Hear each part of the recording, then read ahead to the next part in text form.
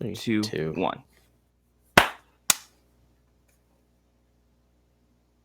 Hey, Chris Manning here from the Locked On Cavs podcast, joined as always by my co-pilot. A little hiatus there, but we're back. Evan Dammarell, how you doing, buddy? I'm good, man. How are you? Doing good. Before we get going, I want to tell everyone that today's episode is brought to you by McCollum Ultra. At only 2.6 carbs and 95 calories, it's only worth it if you enjoy it. So stay tuned for the Ultra Player of the Week coming up later in the episode. Evan, we took some time off. That's why the folks were wondering where we were and not on WKYC last week. That is why. But we're back in the saddle. Cavs are obviously done. We have our episodes with Ken Carmen. People can go check out on the feed right now, which were a lot of fun. And we got a mock drafts in there. We got a lot of good stuff. Regardless of the fact that we took a little time to recharge those batteries, get back in the flow a little bit. Yeah. Even though we recharged our batteries, we were still doing our due diligence. I'm a little tanner, surprisingly. Chris has a new fit representing Denmark, if I'm correct. Excuse me. If you want to represent Hale Corporate, show off the Nike swish, but this is Norway, sir. Norway, sorry. Excuse me. Do you know me? Yeah, well, okay, so fun fact. One time I saw that flag on Chris's desk, and I thought it was, I would have thought that was a Nazi flag if I saw that one because of the black. But he has a smaller one on his desk, and I thought it looks black on my end. But I would have confused it for, he has a smaller one and a mug on his desk, and I thought it was a Confederate flag at first, and I did a double take. I'm like, Chris, is there something you want to tell me? It's right there for people on video. He's waving his flag for the audio listeners. Yeah, but we're here. But the good news is I got doesn't get to go to the men's Euros. I'm extremely. I am assuming it's like something Joker related, and I'm just gonna have to walk into Lake Erie. No, it's nothing bad. I promise. I've shown it to a few people, and they think you'll enjoy it. Should I enjoy it? Should I send you my wife's contact info so you can show her what it is ahead of time? No, because that will ruin the surprise. Because what if somehow, some way you see it? Oh, I like surprises. She does not like surprises. I hate surprises. So Leanne and I get each other. Like, my girlfriend wanted to plan out a surprise for my birthday, and it was like the first time she did my birthday for me. I'm like, to preface, I hate surprises. I hate my birthday. So have fun. And she still got me, but it was a calm surprise. But speaking of surprises, Cavs fans are surprisingly really into the idea of CJ McCollum. Your pal, and I guess my pal too, Jordan Zerb included. I personally I think the Cavs are into it, which is sort of the more interesting part of this. I don't know if I have an opinion yet. It's sort of my thing. I was going to get to that in a bit, but yeah, there is some fire to that smoke about the Cavs wanting to trade for CJ for sure. Breaking news if anyone hasn't heard this yet, but let's just say a certain player on the Cavaliers who's vocally said he wants to play with Damian Lillard is really pushing to go back to Portland. Jetty Osman, obviously, famously from Portland. And Chris did a little sleuthing as well and shared this nugget with me, so I'll out him on this one. So basically, the trade would be Kevin Love and Collin Sexton for CJ McCollum, but Portland wants nothing to do with Collin Sexton, I think mostly because he is going to be extension eligible, and why would you pay a ton of money for a player that has a similar skill set to CJ McCollum that you're just getting rid of?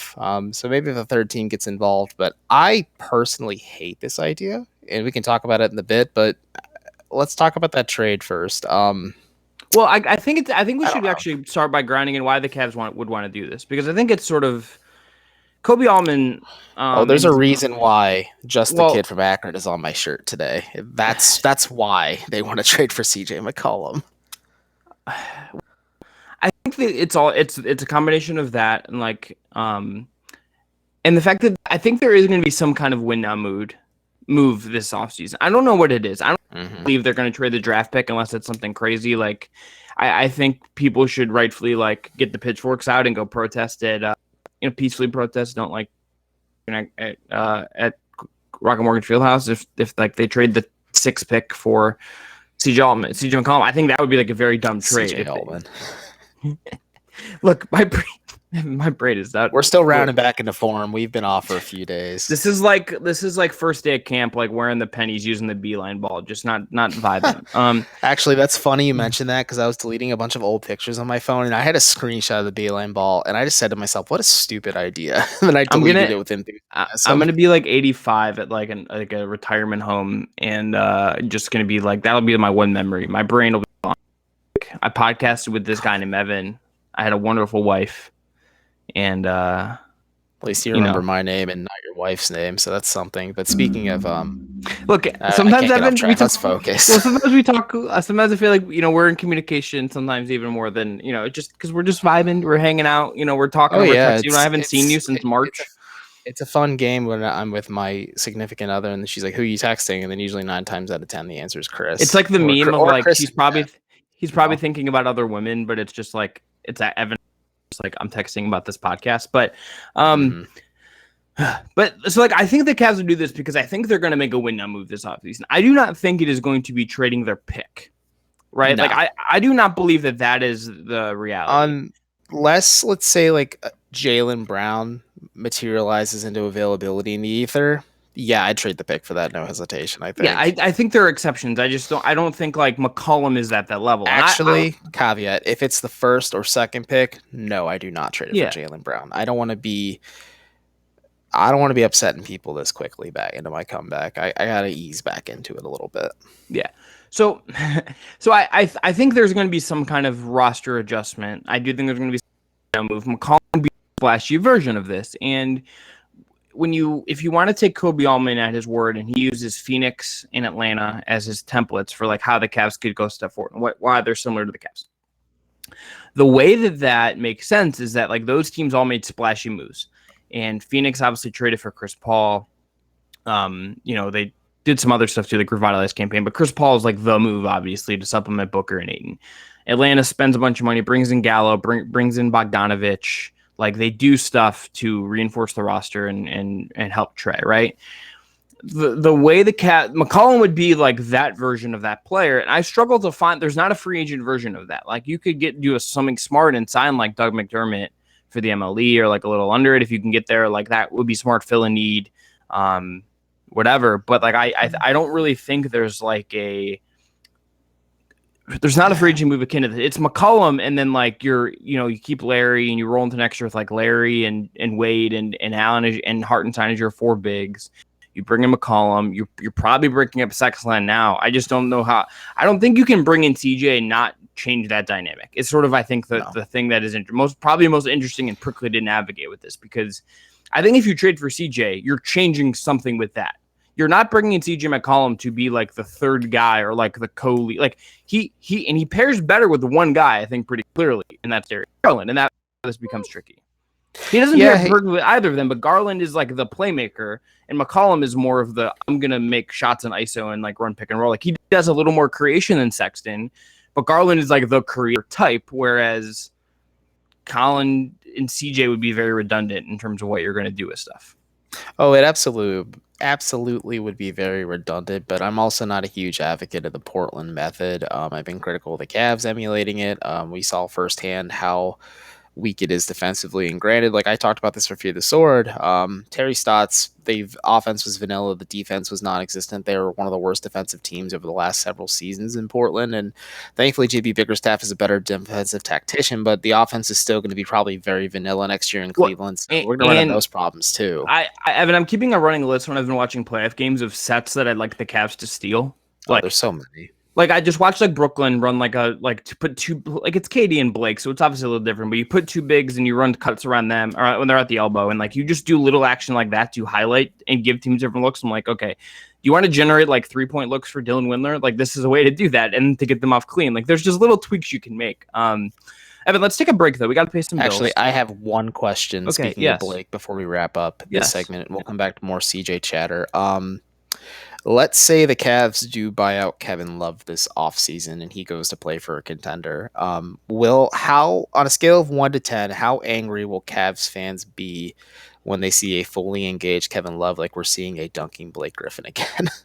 I don't know if it'll be the same, because I think there's a lot of Kevin Love apathy right now is sort of the thing.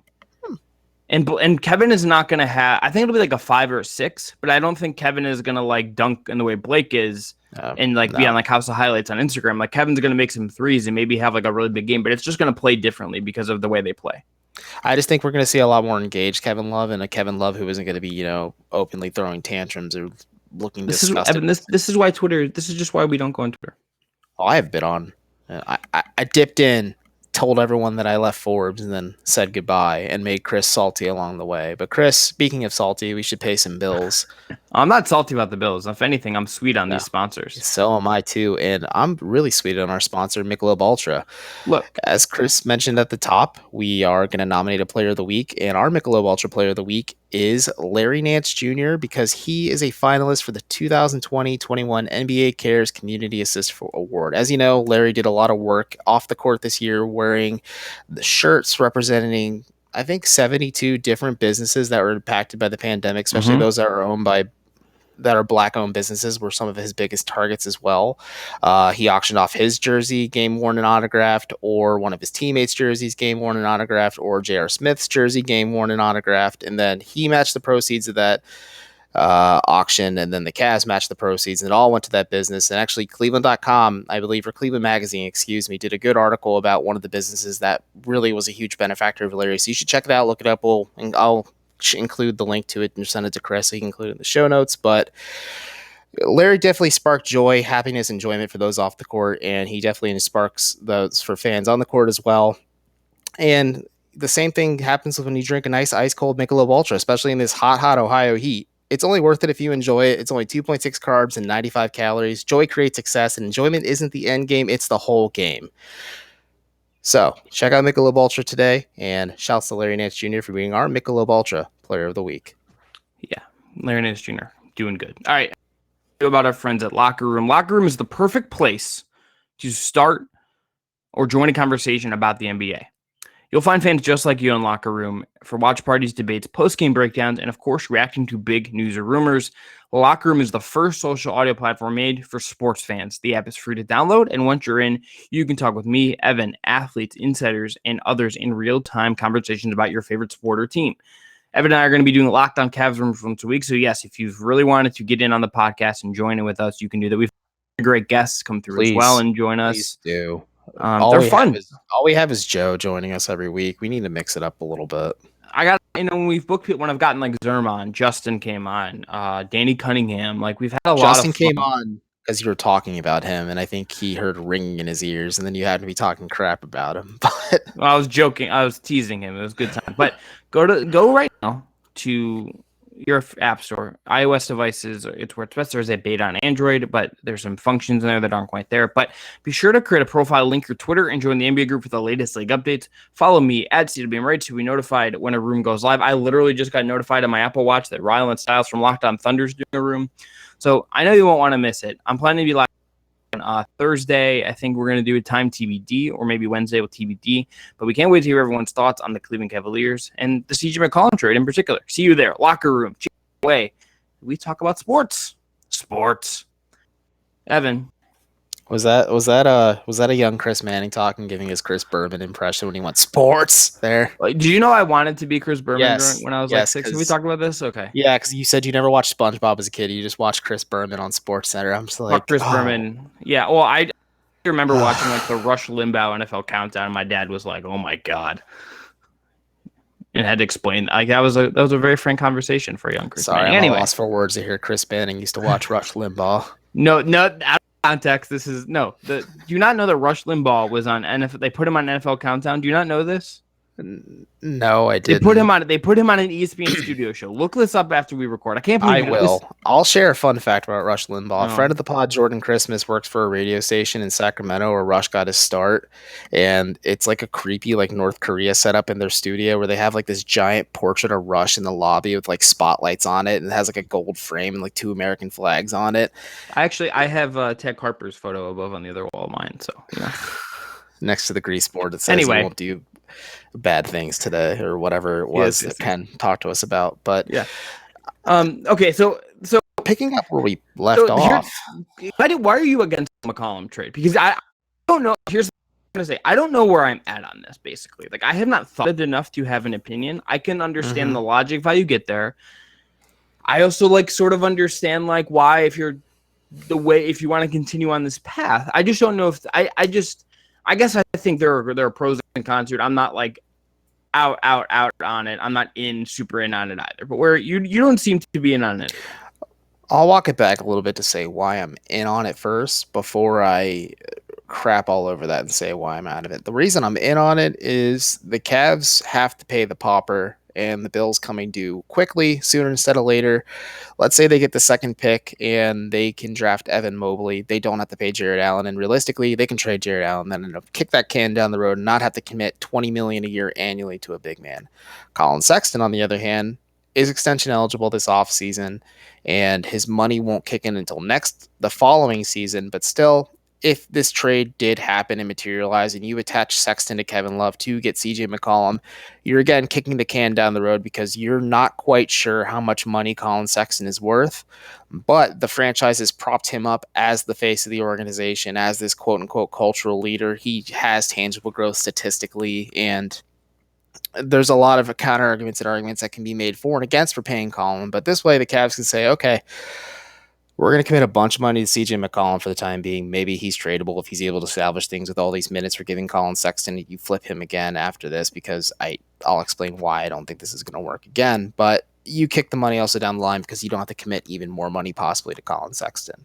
So why I'm against it, like I said, I was never a fan of building a team around two small guards in your backcourt. I think the Cavs are trying to do that, and they're trying to put defensive personnel around Sexton and Garland. And with Isaac Okoro, Larry Nance Jr., and now Jared Allen, like those three on paper should cover up a lot of the deficiencies those two have. But those two are also just so bad defensively. And I also think they are counterproductive and a little redundant offensively as well. And I know fans and a certain podcast host of our rival podcast likes to scream the term sexland and point and cherry pick stats and advanced metrics to say, oh, these two work together. Trust me, the Cavs haven't won anything behind these two. And like I said, the bill's coming due for some of these players. You need to figure this out sooner instead of later. I'm still in the mentality that Collin Sexton is a sixth man. Granted, if you draft Cade Cunningham, maybe you bring Darius off the bench and you start Cade and Collin together. I don't know. But I just think if you take the current player that is Collin Sexton and you trade him for CJ McCollum, who I think is a little better than Collin, but has a lot of the same deficiencies that Collin has, but is a lot more injury prone than Collin, and he's going to be 30 years old next season.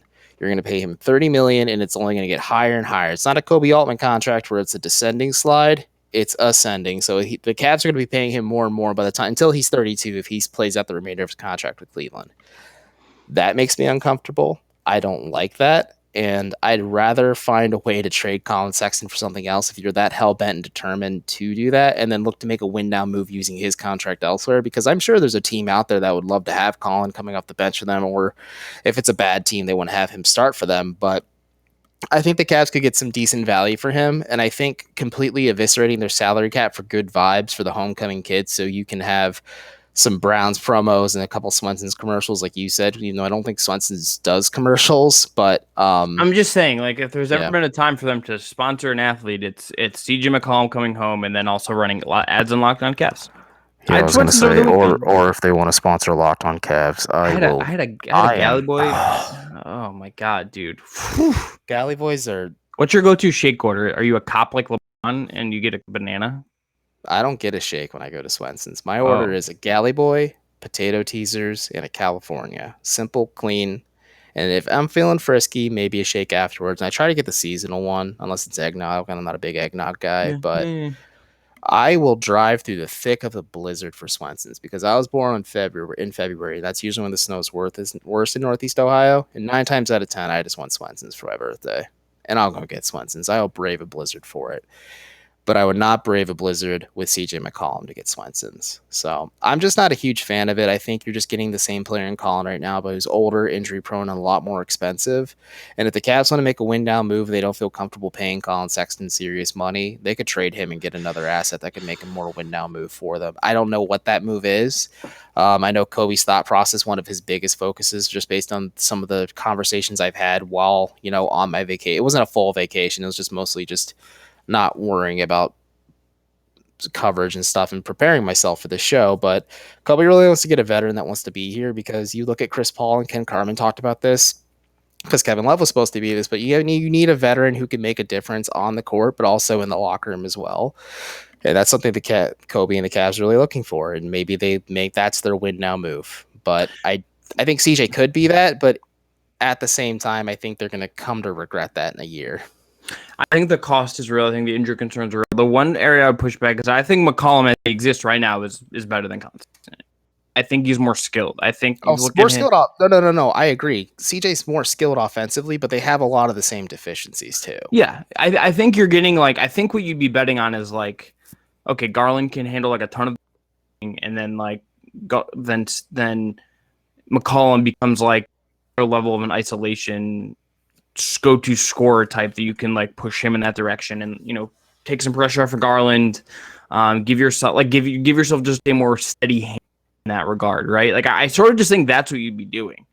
I think the cost is sort of the trickiest part of it, because it is an expensive down extension coming in, and at least in theory, you'd have to look at building the Portland way, and you would hope that JB Bickerstaff would be stop anyway, he should anyway. Terry Stotts, according to the Cleveland Glass Metrics, was coaching that team to 4 wins above its projected win total every year. So did a really good job, and there's something you can learn from that.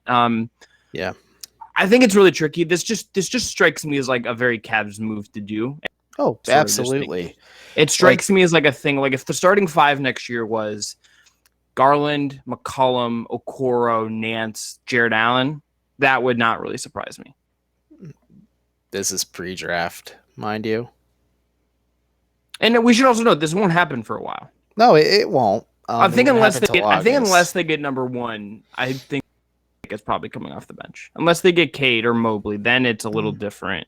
Yeah. I don't know if or Scotty Barnes or someone like that is starting from day 1. Maybe Jalen Green, but he's also kind of only played 18 games. The Cavs are usually pretty slow about bringing these guys in. Mm-hmm. I just think you're going to see something, and I just don't expect the roster to be run back in the same way next year. They can say all they want publicly, but the vibe I'm getting is not that this is not going to be run back. You don't run back a team that was as bad as the Cavs.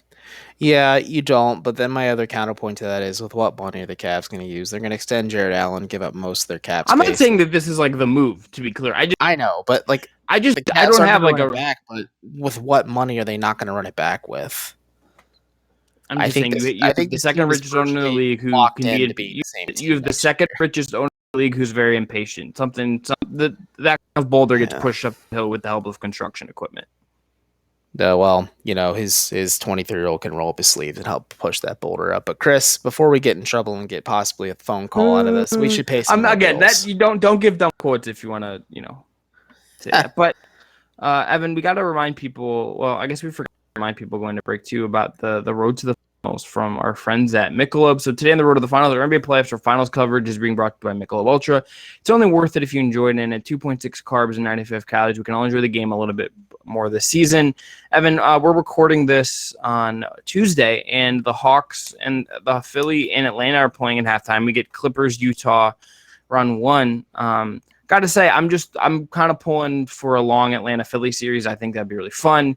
And again, Ty Lue just coached his butt off. So I think I just want to note that as we kind of move on to some other sponsors. And first up is our friends at Theragun. Yeah, our friends at Theragun. And Theragun, if you're listening, you want to send us some free product, please do, because I cannot let the stress of daily life weigh on my body anymore. Whether you're an elite athlete or an elite podcaster like me, just trying to make it through the day tension-free is really hard. And Theragun can help. Theragun is the handheld percussive therapy device that releases your deepest muscle tension using a scientifically calibrated combo of depth, speed, and power, and it's as quiet as an electric truth toothbrush. The Gen 4 Theragun just doesn't feel good. It gets to the source of the pain by releasing tension, using Theragun's signature percussive tech therapy, which goes 60% deeper than vibration alone. Whether you want to treat your muscle tension from working out, an injury, or just the stresses of everyday life, or hosting the #1 multi-billion-dollar Cleveland Cavaliers podcast, there is no substitute for the Theragun Gen 4. The OLED screen and design make you feel like you're holding something from the future. Just go to their site and check it out, and the Theragun app learns from your behaviors and suggests guided routines.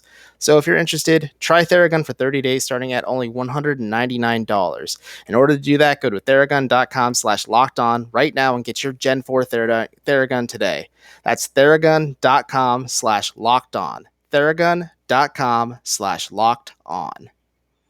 I also want to tell you about our friends at BetOnline, the official betting partner of the Locked On Podcast Network. BetOnline is you covered for the fastest and easiest ways to bet on all your sports action. Baseball season is in full swing, and you can track all the action at BetOnline. Got all the latest news, odds, and info for all your sporting needs, including MLB, NBA, NHL, and all of your UFC and MMA action. Before the next pitch, head over to BetOnline on your laptop or mobile device and check out all the great sporting news, sign-up bonuses, and contest information. Don't sit at the sidelines anymore, as this is your chance to get into the game as teams prep for their runs to the playoffs. Head to the website or use your mobile device to sign up today and receive your 50% welcome bonus on your first deposit. That's with promo code LOCKEDON. BetOnline, your online sports book. Evan, any final McCollum thoughts? No, not really, but the next player we're going to talk about would actually probably make me vom even harder. Do you have any? I have no more McCollum. I need to think about this. I'm not to think about it in a way that I have not done yet, and talk myself through it, pros and cons it. Run it by. I want to talk through with some people in the league a little bit too, just to kind of like check myself a little bit. The other option out there that I think will be talked about and was already floated on, but the But First Pearl Jam podcast, if you know what I'm referring to there. I would never trade for Kristaps Porzingis. And the way that the Mavericks would maybe it's okay, he's got a slightly shorter contract, he can shoot like we're Porzingis, young blah blah blah. Porzingis has been bad for a while, and I would rather have Moby Kevin Love than Kristaps at this point. And there's other off-court stuff that has sort of gone off the under the radar with him, unfortunately, that I think is extremely troubling. You can find that. I don't want to we don't need to litigate here, but the Porzingis thing as a player is just I'm pretty out on him, and I would not, unless you're getting so many picks. That's the only way I'm doing. Dallas doesn't really have a lot of cachet first round picks to sweeten the deal for you. Yeah, they gave up all those picks for Kristaps Porzingis, and I too would not trade for him. And for those listening who maybe don't know and maybe are too lazy to Google, the reason I don't want to trade for Kristaps Porzingis if I were Cleveland is the same reason why Chris and I are uncomfortable to root for Damian Dotson at times. But yeah, just other than that, like Chris said, Kristaps hasn't been great in his time with Dallas. He hasn't been good since he's come back from injury. So big men with knee issues already scared me to begin with. So this is just another red flag in itself. And it's been reported, and I've kind of heard that Kristaps is kind of irritated playing with Luka Doncic, which, is interesting. You're playing with arguably one of the greatest playmakers, not named LeBron James, in the league, right? Or Chris Paul in the league right now. And you're irritated about it, so come to Cleveland, buddy, where you're going to have two guards who probably won't pass to you nearly as much as Doncic ever will, and you'll still brick as many shots. But I think Dallas is going to find a team that can hopefully take on Porzingis, but they took a big fat L on this trade, I think. They gave up a ton of draft picks, and the Knicks own a lot of Dallas picks for the few upcoming seasons, and I don't know. Unless the Cavs, like you said, got a couple things for it. And for sure, Kevin Love's contract's no peach. Kevin Love's also not a peach for the Cavs to have right now either. But I think I'd rather have him too at this point. And basketball stuff aside, he stinks on top of the just basketball stuff. But off the court, that's where my biggest pause is. And hopefully the Cavs say cancel culture can't defeat them. And they stay strong and hold the line and do not trade for Kristaps. But this is also another move I could see Cleveland doing. So I could too. I don't think the mechanics of it are as clean. No, it's tougher because I don't know. Dallas is a pretty well-run organization too at times, but I don't know what they do. Well, there's Dallas.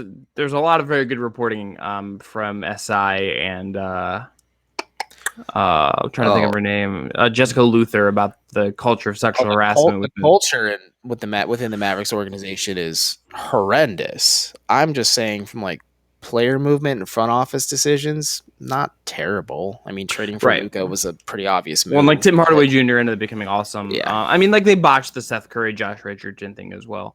If there's actually a Dallas player, if he doesn't pick up that option, then I would try to rebuild. It's actually Josh Richardson. Oh, Josh Richardson would be a lot more fun of a project in Cleveland.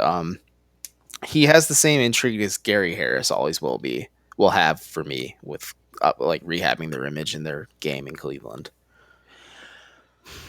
I just don't see the up. This would be like lighting money on fire for like a player that has maybe already peaked due to due to injury. Like he had the meniscus tear and it hasn't really been the same since, but this would be like lighting money on fire. Like if you want to do rehabilitation projects, like I think okay, let's to compare this to McCollum directly. McCollum is like a known quantity of what he is, right? Like we can quibble with like why doing that would not make sense and whatever, and like what is the goal and whatever. Like that's a whole meta conversation. Yeah. You sort of understand what CJ McCollum is. If you're gonna trade for Kristaps, you're trying to rehabilitate him at a much higher cost.